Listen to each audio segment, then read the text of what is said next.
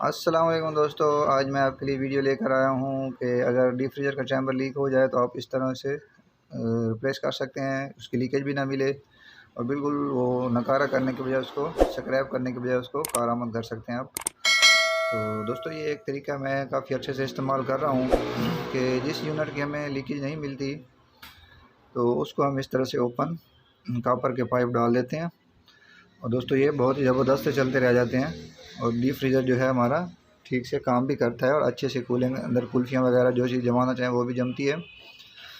और एक और हमारे इख्तियार होता है हमारे पास कि हम दोनों साइडों पे कूलिंग यकसा कर सकते हैं इसमें। तो दोस्तों ये जब भी लीक हो और इसको स्क्रैप करने की बजाय एक ये भी काम है, एक और भी मैंने एक वीडियो अपलोड की हुई है। इसके ऊपर अंदर प्लेटें लगाई थी हमने जो फ्रिज में लगाई जाती हैं और ये तरीका भी है। 2 तरीके हैं, इनमें से आप जो सा मर्ज़ी इस्तेमाल करें। ये तरीका बहुत ज़बरदस्त है, ये ओपन होता है जो भी मसला हो इसको बंदा रिपेयर भी कर सकता है आसानी से।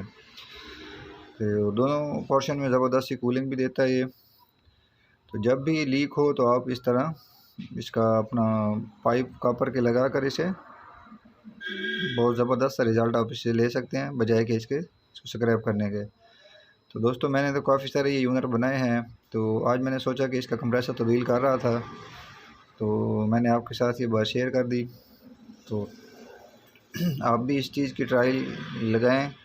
जब भी आपका मसला है आप इसको लगाकर ये देख लें, कैपरी भी पड़ी है, फ़िल्टर वगैरह हर चीज़ हमने कंप्रेसर भी चेंज किया है।